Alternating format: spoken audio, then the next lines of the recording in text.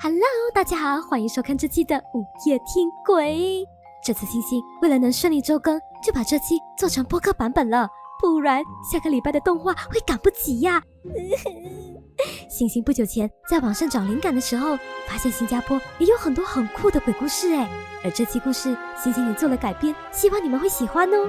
听故事前可以先帮星星订阅点赞，这样你就不会错过更新，还可以让星星的频道让更多人看到哦，感谢你啦。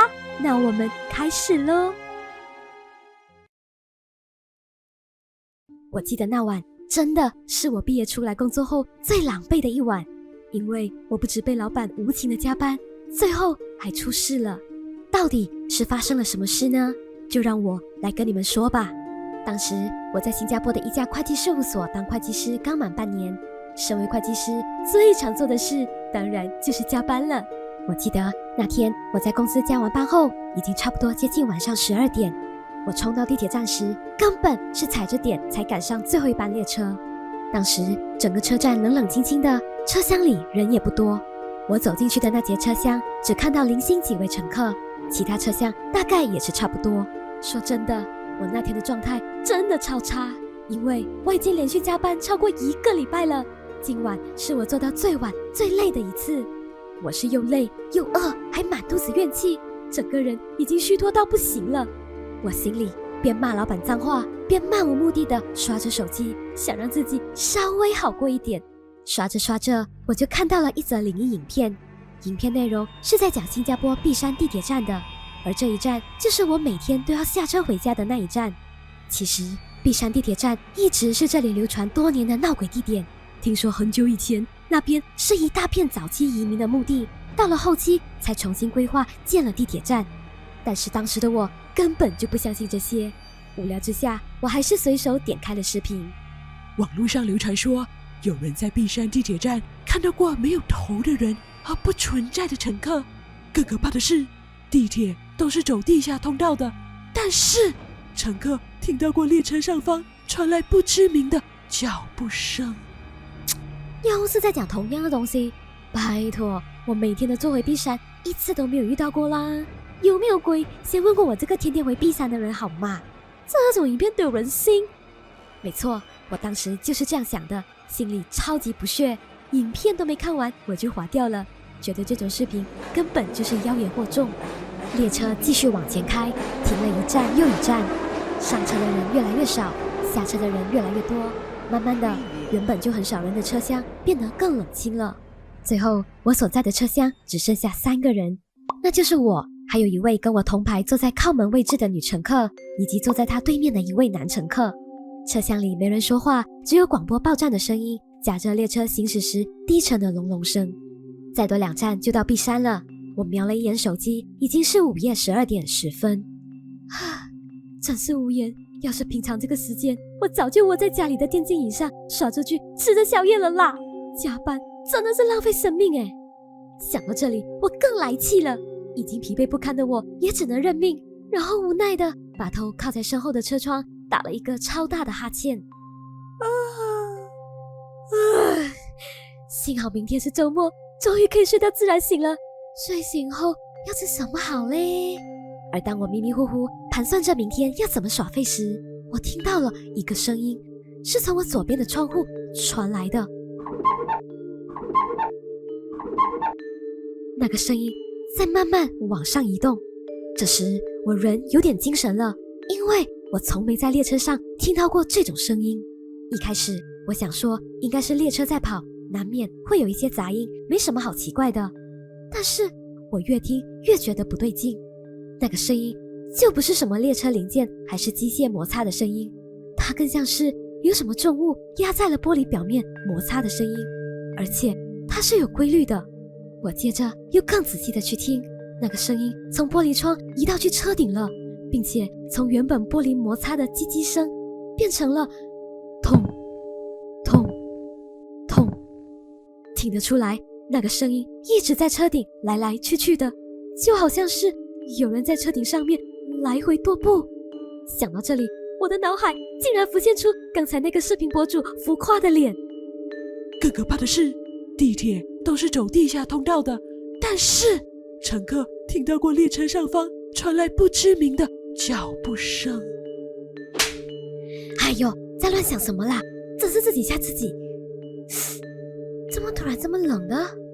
是的，不知道是我的错觉还是怎样，我当下觉得这个车厢的温度好像降了10几度，周围是冷到有点刺骨的感觉。我一下子被冷到整个人坐直了起来。这时我正好也望到坐在左前方靠门的那位男乘客，他也一样是坐得直直的，但也直得太不自然了，看起来更像是僵住的感觉。而且我还发现他的表情很不对劲，因为此时的他正皱着眉，眼睛瞪得超大，还直直地望着前面。等他发现我在看他时，他立马就侧头看向了我。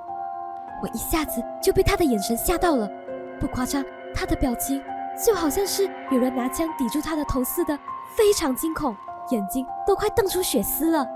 他的双手还紧紧揣着他的公事包，好像在拼命忍住情绪不能爆发的样子。而此时我还发现车顶诡异的跺步声消失了。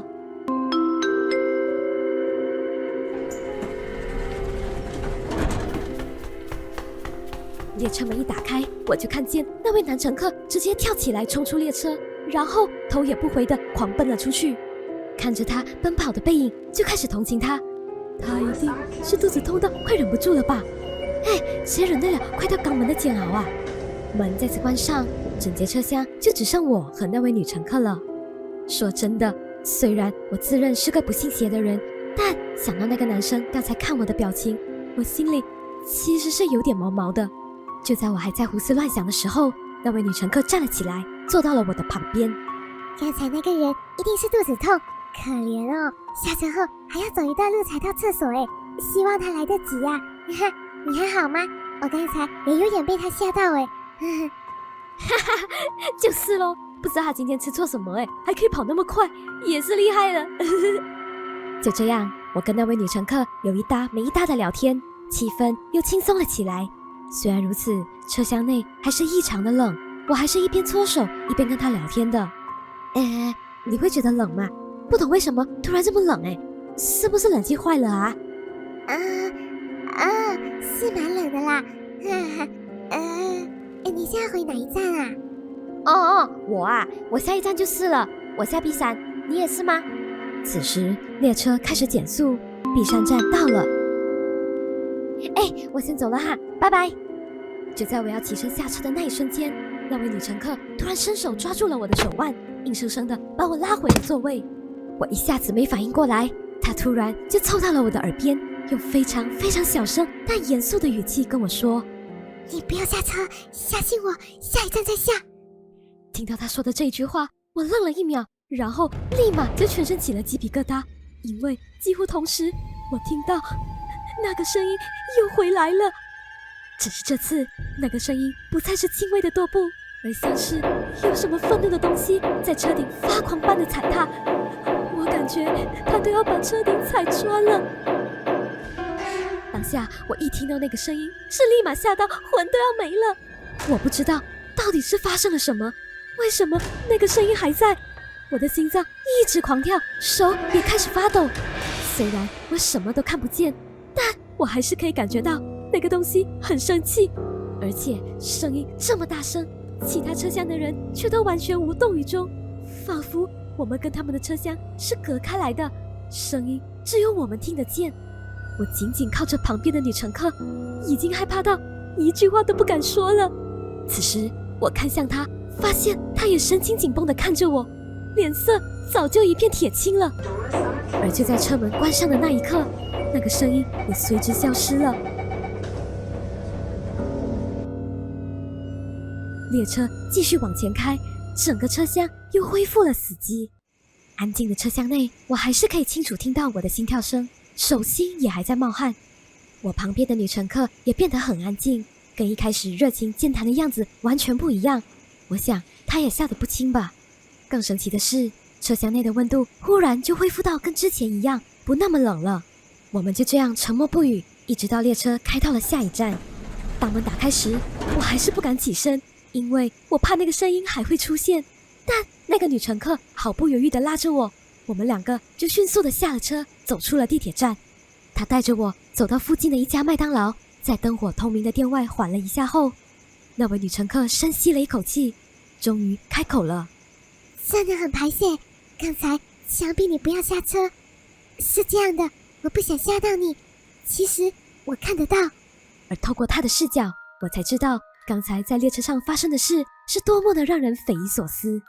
她说，就在我第一次听到玻璃有声响的那一刻，她就看到有一个穿着一身黑衣黑裤、戴着斗笠的男人忽然出现在了我的旁边，而那个男人从来都不是站在车外，而是站在车内，整个人就那样横着站在我旁边的车窗玻璃上。从他的衣着来看，他不像是这个年代的人，比较像是更久以前，可能是30-40年代的人。接着他就开始往上走，整个人像蜘蛛那样倒吊着，在车顶来回踱步。他觉得那个男乘客应该是看得到那个男人，所以那个男人才会走到男乘客旁边倒吊着，还故意把脸凑到了男乘客的脸旁边，那个距离几乎就是脸贴脸了。或许就是要吓他吧，所以那位男乘客才会在车门打开的那瞬间落荒而逃。可能是因为我身上有带护身符，那个男人没办法靠近，结果他就盯上你了。听到这里，我的神经一紧，胃就开始翻滚。所以你才会走过来跟我坐在一起吗？我怕他会跟着你耶，因为我感觉那个男鬼很凶。幸好我的符也不是盖的，他应该是觉得也靠近不了你了，所以最后很生气的下车走了。其实我当时也是超怕的啦，哈哈。我心想，这位小姐到底是怎么还可以笑得出来啊？但之后她还继续补刀，我听完后就真的腿软了。那个可以的话，你以后还是尽量不要在那个站下车了吧，那个站很阴的诶，听说早期那里是一大片墓地，而且我每次经过那个站都会看到好多人挤在站台上，一般人或许是没什么感觉啦，但你看你刚也遇到了，我觉得还是提醒你一下比较好。真的谢谢你，我会注意的。不过我也不太相信这些啦，哈哈。你也赶快回家，已经很迟了。说完后，我就立马叫车回家了。那我回到家后，我立刻就想到我周末该做什么了。你确定？可是你的租约还没到期呢，现在搬家的话，保证金不能退的哦。哈哈，没事啦，房东。碧山的风水跟我八字相冲啊，我怕我之后诸事不顺我还是早点搬家比较好啦。哈哈。今晚又是我加班到虚脱的一天，我甚至连衣服都没换，就直接累倒了在新家的床上。这时，我再次想起当天在列车上发生的事，心里突然又莫名惊恐了起来。自从发生了那件事后，每当只要我过劳或精神不济时，我就又会再次听到那个声音。纵使我已经没再见过碧山，纵使这里已经是离碧山很远的公寓，我望着天花板，无力地叹了口气。他又在那里来回踱步了，但已经被工作压到喘不过气的我，已经没有力气再去处理了。反正我看不到他，他也没对我怎样，那不如就都去死啦！去死！老娘不干了啦！会撞鬼都是公司害的啦！怎么样？大家喜欢今天的故事吗？很感谢你们看到这边哦，喜欢的话一定要帮星星订阅、点赞或者加入会员，小小的支持星星哦。我跟饭团就先谢谢你们了。如果还看不过瘾，星星这里还有更精彩的故事，现在就点进去看吧。最后，各位加入灵性鬼探社的社员们，干部阿燕、雷克斯、Jean、Clay、L， 谢谢你们的支持哦，特别是荣誉社长陈伟志和 Nicolife 喵太，感谢你们啦！